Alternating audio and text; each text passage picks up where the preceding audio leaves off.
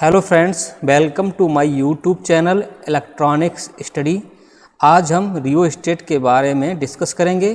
तो दोस्तों, बिना स्किप किए वीडियो को लास्ट तक देखना, और अगर आपने चैनल को सब्सक्राइब नहीं किया तो चैनल को सब्सक्राइब कर लीजिए और वीडियो को लाइक और शेयर कीजिए।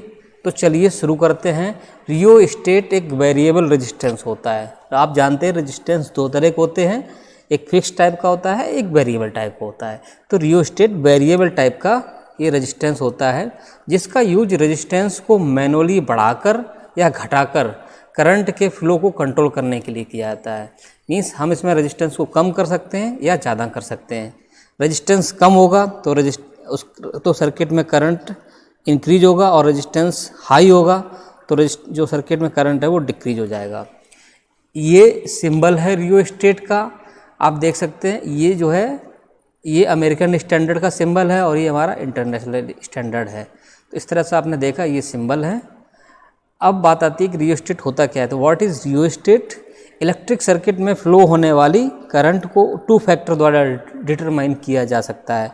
नंबर एक है the amount of applied voltage. Means हमने जो भी सप्लाई जो वोल्टेज हमने सप्लाई से कनेक्ट किया, जो भी वोल्टेज अप्लाई किया सर्किट पे उस पर, और सर्किट का जो टोटल रेजिस्टेंस है, जो भी इलेक्ट्रिकल सर्किट है उस पर।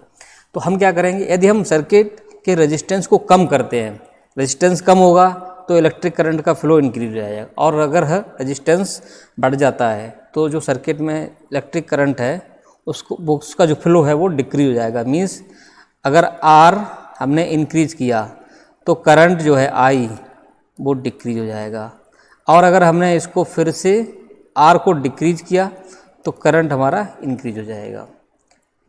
तो रियोस्टेट को इलेक्ट्रिकल सर्किट में कनेक्ट करके हम सर्किट में इलेक्ट्रिकल करंट के फ्लो को कंट्रोल करते हैं। हम ये पहले बता चुके। मतलब ये है कि करंट को हम या तो बढ़ा सकते हैं या घटा सकते हैं इसकी हेल्प से। तो रियोस्टेट इलेक्ट्रिकल करंट के फ्लो को एक निश्चित लेवल तक कम कर सकता है या फिर बढ़ा सकता है, लेकिन यह सर्किट में जो करंट है उसको पूरी तरह से ब्लॉक नहीं कर सकता है।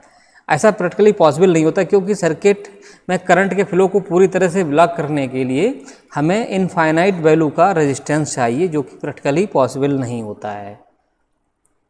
अब इसकी कंस्ट्रक्शन किस टाइप की होती है? तो कंस्ट्रक्शन ऑफ रियोस्टेट। तो रियोस्टेट का कंस्ट्रक्शन लगभग पोटेंशियोमीटर की तरह ही होता है। ठीक है, जिस तरह से पोटेंशियोमीटर में तीन टर्मिनल होते हैं। जैसे ये देख रही है, ये पोटेंशियोमीटर का ही हमने यहाँ पर बनाया है। तो इसमें एक टर्मिनल ए है, ये बी है और ये सी है। ए और सी ये क्या, इनके बीच में फिक्स रेजिस्टेंस होता है, और बी वाला ये मूवेबल होता है, ये स्लाइडर से कनेक्ट होता है इस तरह से। अब यहाँ से स्टार्ट होगा ये, और धीरे धीरे ऐसे इंक्रीज होता जाएगा। तो इसमें टर्मिनल ए, मान लीजिए ये टर्मिनल पहला वाला ये ए है, ये वाला, ये हमारा बी टर्मिनल है, ये बी है, और ये तीसरा वाला ये हमारा सी टर्मिनल है। लेकिन हम दो टर्मिनल का ही यूज करते हैं जनरली रेजिस्टेंस को कम या ज़्यादा करने के लिए, क्योंकि ये हमारा एक सिरेमिक या किसी दूसरे हीट और करंट की इंसुलेटिंग मटेरियल की ट्यूब होती है, और उसके ऊपर हम कॉपर जो कोई वायर है जिसका रेजिस्टिव मटेरियल होता है, अलॉय होता है, उसके कॉपर को हमने इस तरह से बाउंड कर दिया, ये वायर बाउंड की तरह इस तरह से हमने कर दिया, वायर बाउंड रजिस्टर की तरह। ठीक है, अब यहाँ पर क्या है, आप पता है कि लेंथ बढ़ने पर रेजिस्टेंस जो है बढ़ता है। तो यहाँ से अगर मान लीजिए यहाँ से स्टार्ट हो रहा है इस तरह से, तो अगर हम इस तरफ जाएंगे तो रेजिस्टेंस भी इंक्रीज करेगा। ठीक है, क्योंकि R equal to rho L by A. जो एल है वो डायरेक्टली प्रोपोर्शनल होता है रेजिस्टेंस के। ठीक है, तो अगर हम इसको इधर मूव करेंगे तो रेजिस्टेंस हमारा जो R है वो इंक्रीज होगा।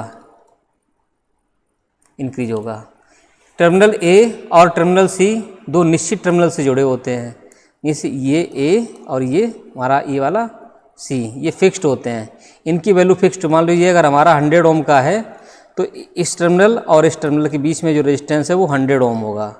लेकिन ये जो स्टार्ट होगा कहाँ से, अगर मैं इस स्लाइडर को यहाँ ले आऊँ तो मान लो ये यहाँ पर लगभग 0 ओम के आसपास आएगा, 0 ओम, और ये धीरे धीरे मान लो यहाँ पर बीच में अगर मिडिल में आ गया तो ये 50 ओम के आसपास आएगा, और ये यहाँ तक आते आते लगभग 98 ओम या समथिंग जो भी है, क्लोज टू 100 ओम के आसपास इसकी वैल्यू रहेगी। तो वही यहाँ पर लिखा है कि टर्मिनल ए और टर्मिनल सी दो ये जो फिक्स्ड टर्मिनल होते हैं से जुड़े होते हैं, इनमें कोई मूवेबल पार्ट नहीं होता। और रेजिस्टेंस एलिमेंट के दोनों सिरों को क्या कहा जाता है, ट्रैक कहा जाता है। मीन्स ये और ये दोनों टर्मिनल होते हैं, इनको ट्रैक कहते हैं। और जबकि टर्मिनल बी है, ये जो बीच वाला टर्मिनल है ये बी, ये स्लाइडिंग वाइपर या स्लाइडर से वेरिएबल टर्मिनल है। इसको हम वेरिएबल टर्मिनल कहते हैं क्योंकि इसी से ही रेजिस्टेंस वेरी होगा। अगर ये स्लाइडर को हम, जो ये स्लाइडर है इसको हम इधर उधर मूव कराएं तो इसको हम स्लाइडिंग वाइपर या स्लाइडर कहते हैं।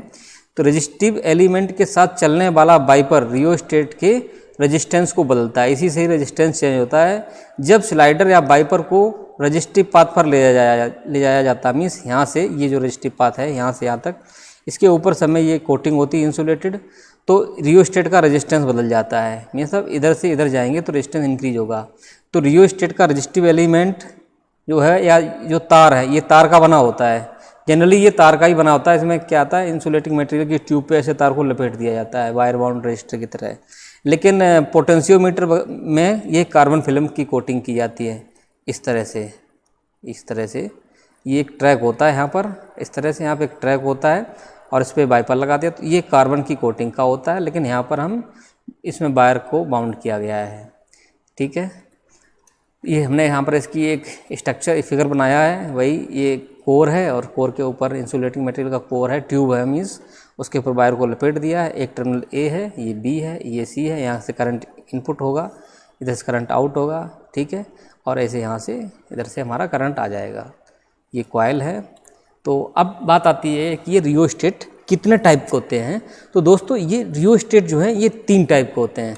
जो ये वाला है, ये जो हमने दिखाया लीनियर टाइप का है, इसमें ट्यूब होती है। ठीक है, और इसमें जो उसकी जो गर्मी है, हमारा हाथ ना जले इसलिए ऐसे मटेरियल की यूज़ किया जाता है कि इंसुलेटिंग मटेरियल होता है हीट का। तो 3 टाइप के रेजिस्टर होते हैं। एक लीनियर होता है, लीनियर, तो ये जो है ये हमारा लीनियर है, लीनियर टाइप का रियोस्टेट। ये भी हमारा लीनियर टाइप का रियोस्टेट। ठीक है, और दूसरा होता है रोटरी टाइप। ये जो है हमारा रोटरी, इसमें गोल गोल घूमता है इस तरह से, एंगुलर। तो रोटरी टाइप का रियोस्टेट है, ये रोटरी टाइप का रियोस्टेट है। ये रोटरी टाइप का रियोस्टेट है। तो रोटरी टाइप का रियोस्टेट भी कई जगह यूज होता है। और तीसरा है हमारा प्रीसेट टाइप का। ये जो है, ये देख रहे हैं आप फिगर में, ये हमारा प्रीसेट। इनका यूज स्मॉल करंट के लिए या जहाँ पर कैलिब्रेशन करना होता है इलेक्ट्रॉनिक सर्किट में, जैसे कि रेडियो, टेलीविज़न सहित और बहुत सारे इंस्ट्रूमेंट होते हैं या कोई दूसरा मेजरिंग इंस्ट्रूमेंट, उन सभी में इसका यूज़ किया जाता है स्मॉल करंट, स्मॉल वोल्टेज के लिए। लेकिन ये जो रियोस्टेट है ट्यूब टाइप का, ये सारा हमारा हाई वोल्टेज और करंट के लिए यूज़ किया जाता है। तो इसमें ये सिंगल ट्यूब है, सिंगल ट्यूब, और ये डबल ट्यूब है, ये डबल ट्यूब, और ये यहाँ पर 3-4 ट्यूब के भी रियोस्टेट मार्केट में अवेलेबल हैं। तो रियोस्टेट का हम जानते हैं कि हाई वोल्टेज हाई करंट के लिए ही यूज़ किया जाता है जनरली। अब बात आती है कि इसके एप्लीकेशन की। तो जनरली इसका यूज़ कहाँ होता है, जहाँ पर हाई वोल्टेज और हाई करंट की ज़रूरत होती है। जैसे कि मोटर को चलाने के लिए इसका यूज़ किया जाता है। ठीक है, इसका use as a voltage divider circuit किया जाता है। जैसे मान लो हमारा ये रियोस्टेट है, ठीक है, इसका एक टर्मिनल ए है और एक टर्मिनल ये सी है, और ये जो वेरिएबल टर्मिनल है इस पर ये हमारा स्लाइडर लगा हुआ है, ये सी है। ठीक है, तो ये वोल्टेज डिवाइडर की तरह बन गया। और अगर वेरिएबल एज ए रजिस्टर बनाना है तो हमें यहाँ पर इस तरह से, और ये हमारा, तो इन दोनों के बीच में हमारा रेजिस्टेंस ए और बी के बीच में चेंज होगा। सी वाले से हमें कोई मतलब नहीं।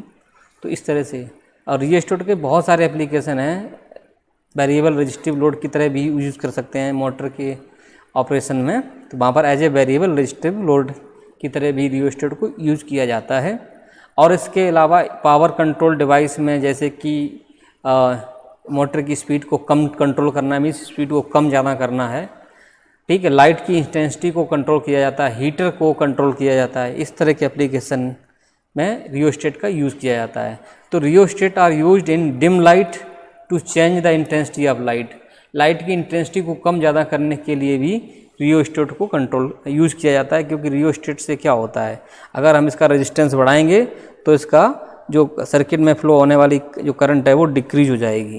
रेजिस्टेंस इंक्रीज होगा तो करंट डिक्रीज होगी, करंट डिक्रीज होगी तो उससे हमारे लाइट की जो बल्ब है उसकी इंटेंसिटी भी डिक्रीज हो जाएगी।